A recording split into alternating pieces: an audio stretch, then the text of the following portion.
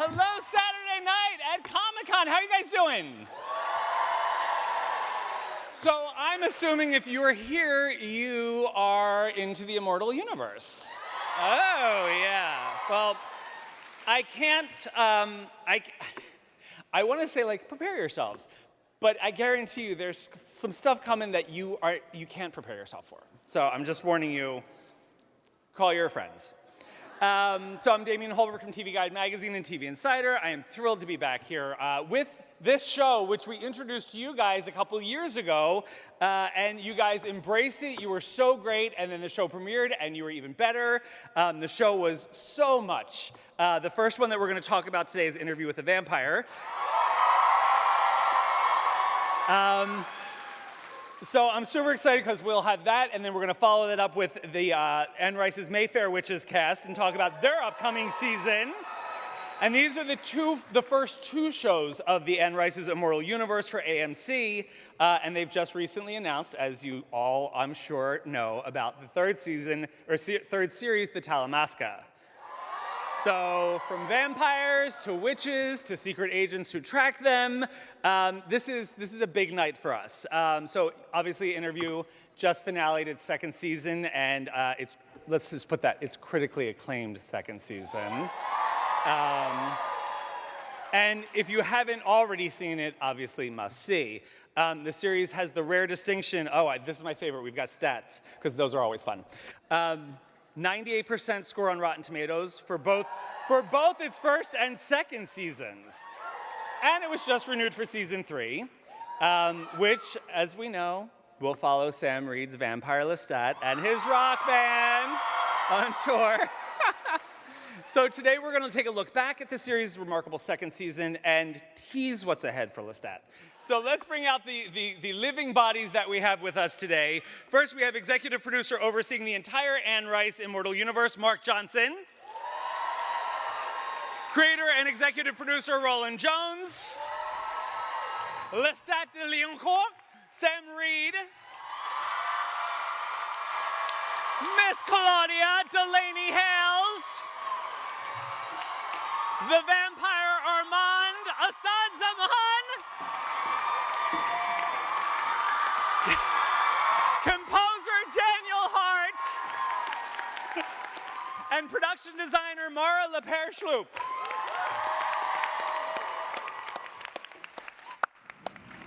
Oh my goodness. Wow, okay.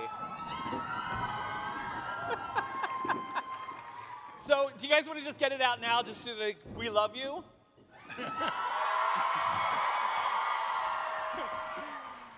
All right.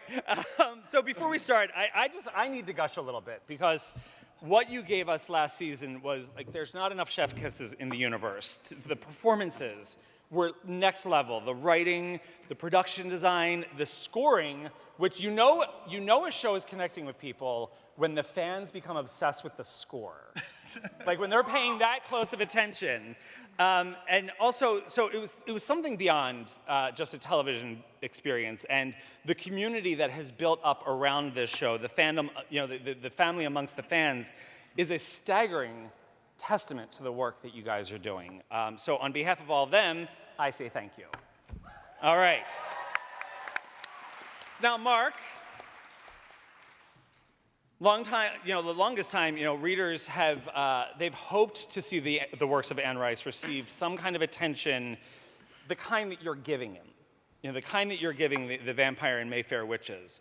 So what has it been like for you to be the architect of this universe that already has so many residents in it? Oh my gosh, I wish it were I wish I could say that I had that kind of control. I'm at the mercy of talent like this. And so the first thing out of the box was our first season of Interview with a Vampire, and it's extraordinary. I'd love to try and take some credit for it. I don't know that I can. And so that set a standard that's a pantheon, and we're trying to get close to it every time we start a new show or a new episode. And I can't believe our second season, I'll tell you this right now, is better than our first. It's the best thing on television. Now, for both shows and for the Talamasca going forward, casting is so key. So how do you collaborate with the showrunners and the creatives on each of them to make sure that we get the Sam Reids, the Delaneys, the Assads, the Alexandria? Like how do you make sure that we get that level? Well, once again, it's trusting your creator, our showrunner in this particular case. Rolin was very specific about what he was looking for. Kate Rode James. She's the casting agent in London. Exquisite taste. End of story. No, and then our cinematography, our production design, every step of the way, and Rolin was very specific. And what I was trying to do, Anne Rice has given us so many gifts. At the same time, I want to make sure that this is Rolin Jones' version of Anne Rice's Interview with the Vampire, and that's what we protected. All right, Rolin's like, Okay, all right. He's very modest. How does that feel hearing that? Annoying and alarming and all that kind of stuff.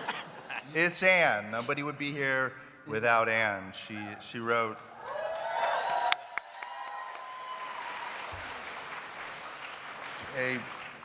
She was way ahead of everybody, and we're still catching up. So you previously, we all know that you've looked at this adaptation of Interview with the Vampire as not really 2 seasons of television, but 15 parts. Yeah. So how did you decide, like, kind of what to take, what to keep, what to kind of maybe do later, and will you do the same approach with Lestat? Second part first. Yes, we had the advantage, probably over the movie, of having all the books. Right. And they inform each other, and they set a sort of an arc and a trajectory. The first book was clearly about Louis, and almost all the decisions were made to deliver on, showing that character in every light and every dimension, and in such a full, excitable way, and that it would be impossible for us to do the show going forward without him. After that, it was very simple. It's like it's a 2-hander play that becomes a 3-hander play. There's an old guy, and then there's a really old guy sitting down trying to figure out why the hell they're in the same room together, and why, and everything sort of just went from there. The other thing was, so much of the beauty of Anne's writing is in the prose, and that's sometimes difficult to put into actors' mouths and to make that dramatic for serialized television. So we made a decision early on to try to embrace that prose and create events that we were able to use as much of Anne's writing and put into actors who had the facility for language to make it sound like everyday speech. And those were sort of the building blocks about how to do it. Okay. I asked for some fan questions, and I think I crashed a server somewhere. You people are very detailed. By the end of the show, so Maurice wrote in, by the end of the show, whenever that may be, do you think it's important that viewers have a generally objective understanding of the events that have occurred, or do you prefer so much being open to interpretation? What piece of art, what book, what movie do you experience the same way when you're 20, or when you're 30, or when you're 60? Hopefully we made something that you could revisit over and over again and feel differently about it every single time, that we've made some sort of mirror to reflect on the viewer. And so, yeah, I don't know. No, I guess is the question. It should be subjective and aggressively so, right. Going forward. Speaking of a piece of art, Sam Reid. It makes him so uncomfortable, you gotta do it. Really does. Really But does. my God, sir, you fed us last year. Jesus. The season 2 finale, brought Louis and Lestat back together, back to New Orleans, where it all began for them. And I'm not gonna ask, because we all know, I'm not gonna ask what you two said to each other in the scene. But I do wanna know, what did you two say to each other after you saw the scene? Oh, well, I don't know, I speak to Jacob all the time, so I don't really know. Well, after we saw that scene, you mean when we, I think we were both a little bit embarrassed, actually. I think we were a bit sort of shocked that it was so emotional. And we're very proud of it, but, like, it was like, whoa, fuck, is that too much? Is that In fact, I actually, in ADR, like that bit when I'm like, did you hurt yourself? I actually asked to, like, can we redo this? Because I sound ridiculous. I want to redo it. And Rolin, this is the thing with Rolin, is like, he's like, no, there's no way. This is staying in the show. And so you see these characters in an incredibly vulnerable way, in a way that you've never seen them in the show. And I think actually it's kind of, I'm proud to be in something that is sort of so exposing and vulnerable in a way. So I think at the end of the day, we're proud of it. Yeah. We're really proud of it. Yeah. All right. It was stunning. That sequence was just unbelievable. Delainey, I have never seen. Yeah. Delainey Hayles,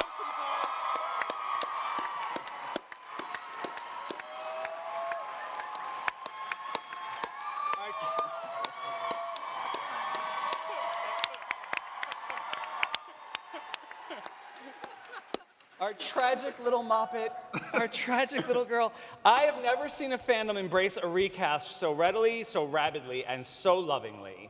The audience fell in love with this Claudia, so much so that we almost pre-mourned what was coming, which is super difficult to watch. She's such a complicated character and such a young character, but so many levels that you brought. Now that you've seen the season, do you get it? Do you understand why we were all so invested in Claudia? Yeah, I mean, I got it in season 1 as well. I loved season 1. I thought it was amazing, and then I was like, oh my God, I'm going to be a part of this. But yeah, I love Claudia with all my heart, and she can do no wrong ever.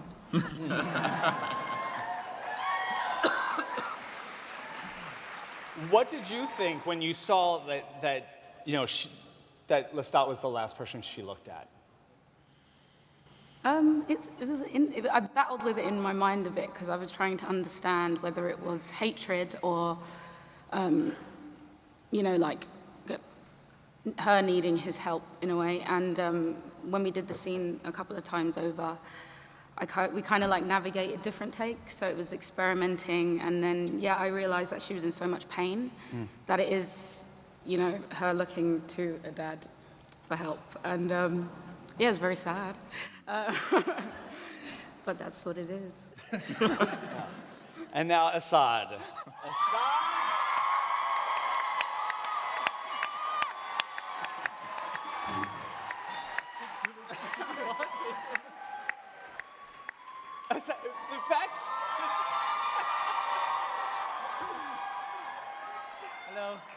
The fact that they are responding to you after what you did, and you know what you did. The performances you brought, like, the amount of work that had to go into playing the deception that was masking, the love, and also that fear of, the man is old enough to have understood, like, this was not going to stand, right? I mean, he's been through it. Yeah. Good afternoon. But I think you can, I don't know, for me, I was like, you can try and have all of those things in your mind and kill yourself with anxiety from it, or you can play one thing at a time. And I think we have a lot of things in our bodies as human beings. We are a lot of things, but we don't play everything at the same time. We pick and choose, or one thing controls another thing. So I don't know. I think that's how I did it. All right. How was it for you watching the show and seeing like the fan reaction online and whatnot, if you follow that, and knowing like they're like starting to like me? Just wait until the text messages start coming in. That's exactly how I was reacting to it. And how fun was it for you to finally get like some work with Sam in that scene in the finale, where you guys kind of, it was like torn between two lovers kind of stuff? But in the finale, The kissing in the tower. Magnuson. Magnus in the tower. Oh, yes. Oh, I love, yeah. We just did a lot of eye acting. Yeah, there was a lot of... Also, I remember it was freezing cold in there. Do you remember? It was like... I don't remember that. No. Maybe it's because I didn't say anything, so I'm like standing in the background. I felt like Rashid again, watching... It was freezing. Yeah, watching Louis and Lestat do their thing. But I think that actually that scene, we talked a lot about it, that kind of like the most interesting thing about that scene is what's going on between Lestat and Armand, because they both know what's going on. Yeah, yeah. And so there's so much unspoken stuff Yeah. between the two of them.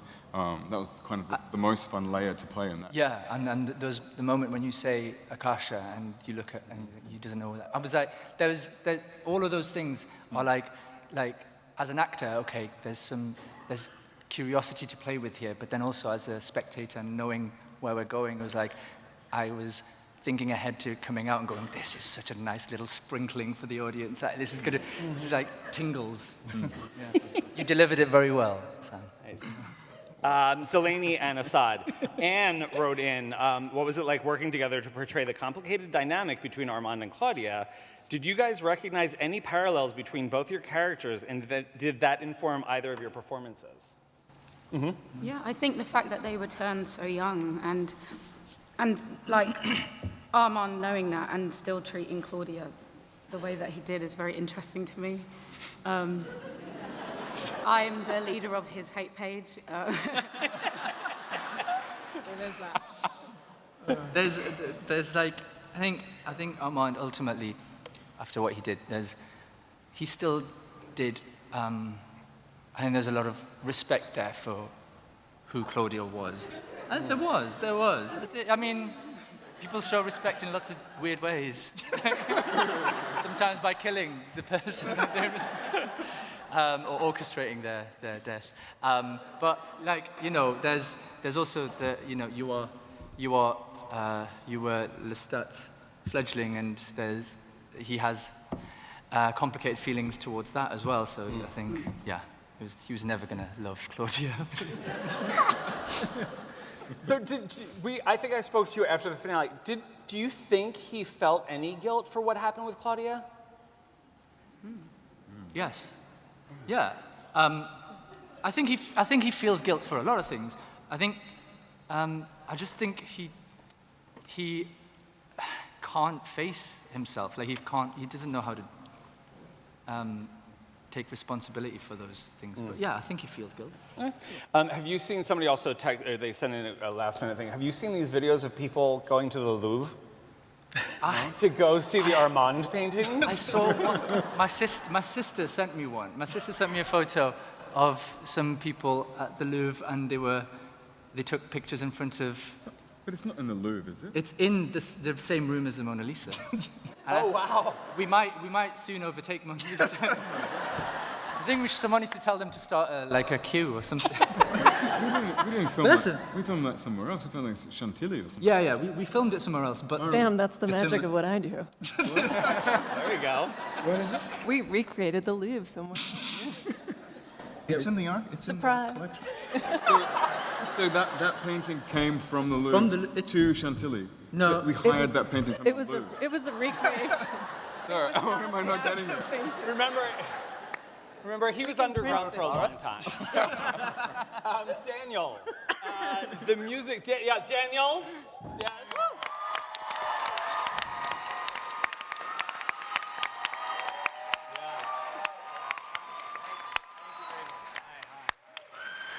So the music obviously is incredible. It heightens. It truly does. Like it controls emotions at times. Where you're like watching, there have been moments in the show where I'm watching, I'm like, wait, what am I feeling? What am I feeling? And it's like these violins are happening. What can you tell us about your creative process in tackling like the really heightened emotioned ones? Rolin and I start early. We start before anything's been shot. We start maybe even before scripts. We're chatting. We're talking about your ambitions, the music that you're listening to, and then I start listening to that music. And then we talk more. And then you ask me to write 20 pieces of music before ever seeing a script, and then I guess at what they are supposed to be. And then you tell me what they could be. And then I write more music. You have a shit job, man. But the meat of the work is done once I'm looking at episodes and seeing what's happening on screen, seeing what these three and the other actors are doing, what the production design looks like, how lines are being delivered, how fast the camera is moving, the lighting, the timbre of people's voices. All that kind of stuff affects the choices that I'm making, and some of it's intentional, like if it's a scene with Armand, I'm trying to not put any like violas or bassoons or things like that in the forefront, things that it would be like at the same timbre of your voice. So we'll keep those in the back, let your voice take up that space. But then the other things are more subconscious, like I'm just watching what's happening on screen and it's making me feel things. It's making me very emotional myself, and so I try to pour what I'm feeling into that music to do justice to what's already happening on screen. Sometimes to highlight, sometimes to just provide a little bed underneath, and most of the time in some kind of dialogue with everyone and everything that you're seeing. When the stuff comes,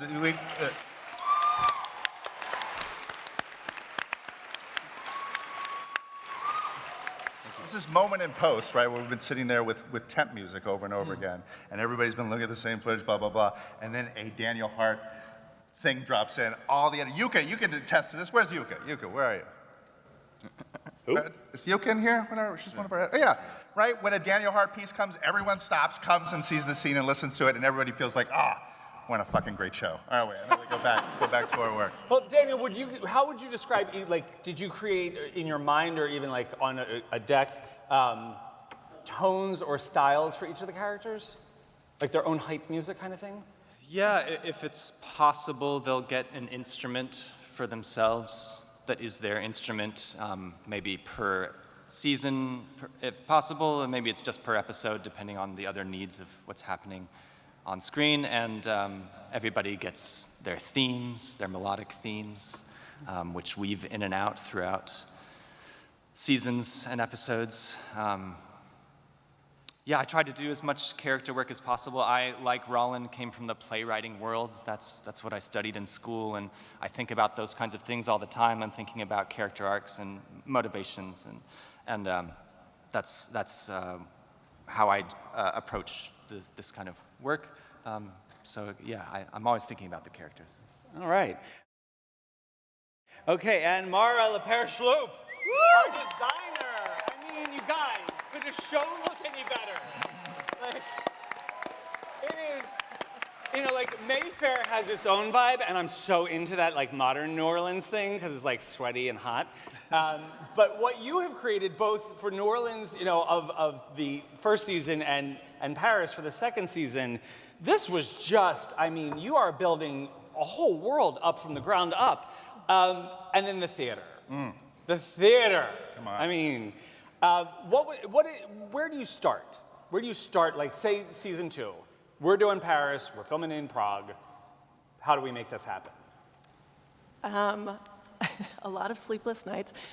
When I first signed on season 1, the 2 seasons were one, so we were going to do the whole thing. And what I was most excited about was the theater. And then a few months later, we decided to split it into 2 seasons, and I was like, oh no, there goes the theater.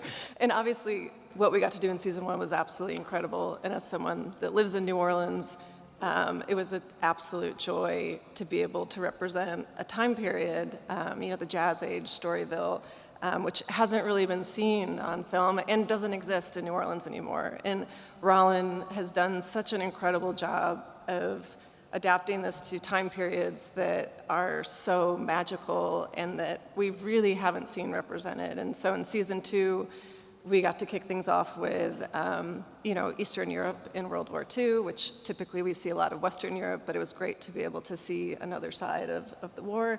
And then we launch into post-war Paris, which is just an incredible time period with the energy of rebirth post-war, but also this kind of like, rations were going on for several years after the war. So it's this brightness, it's this energy, but there's also this like anchor from the war that's pulling things down. And so realizing those things was a challenge, but a really exciting one. And doing it, we jokingly referred to shooting Prague as Paris as Paris. And we were lucky enough to have a few days to actually shoot in Paris, which was magical. And apparently we completely tricked Sam into thinking he was in strange places. But magic. No, it was a real gift. Thank Rolin's God he's explaining Oh, what we got did. it, got it. Got it. So you're not seeing the real one in the movie. Right. I mean, you're seeing it, but yeah. But your theater, you got to do 2 of them. The theater, right. So, sorry, long-winded answer. I didn't even get to the question.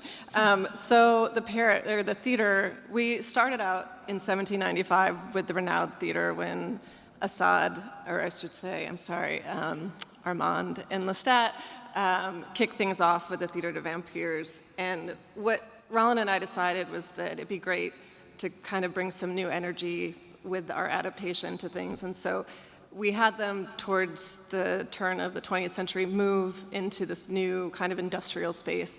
And it's this hybrid of,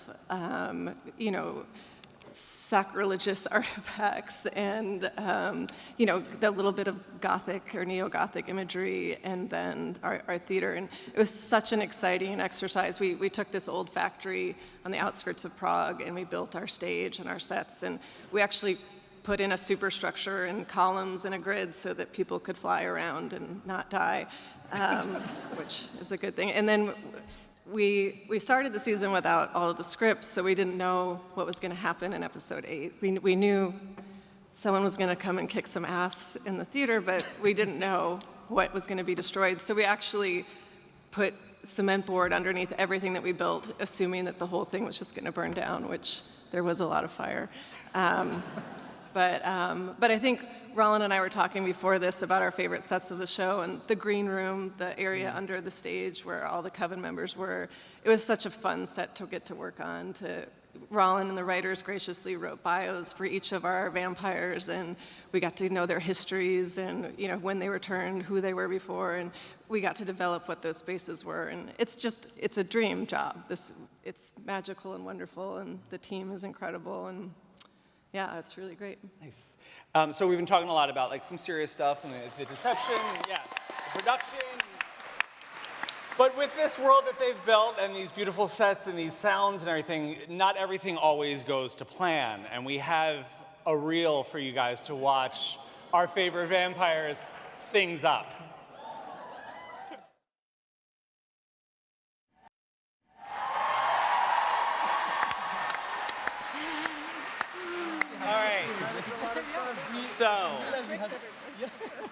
So obviously we know season 3 will be Rockstar Lestat. And our time is running short because I've got to get to the next show in the universe. But Rolin, why don't you just set it up? Anne Rice's Daniel Hart's The Vampire Lestat is what's coming. And what kind of singer is this guy going to be?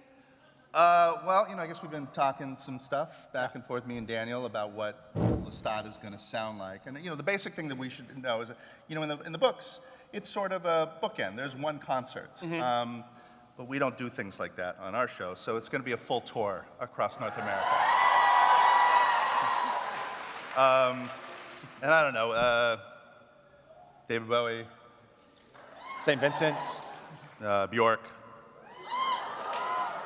T-Rex, Freddie Mercury, Beastie Boys, Franz Liszt, Shostakovich, Douglas Dare, Red Cross, Lang Lang, Iggy Pop, St. Vincent, Prince, Florence Welch, Jim Morrison, Tim Wick, Gustav Mahler, Brendan Flowers, Fiona Apple, Serge Gainsbourg, Electric Light Orchestra, The Sweet, Nick Cave, Raleigh Ritchie, Benjamin Clementine, Chapel Rowan, Gustav Dudamel, David Lee Roth, Ryan Cantor, John Cale, Jeff Magna, Paul Westerberg, Martha Argerich, and Daniel Hart. It's going to be something like that.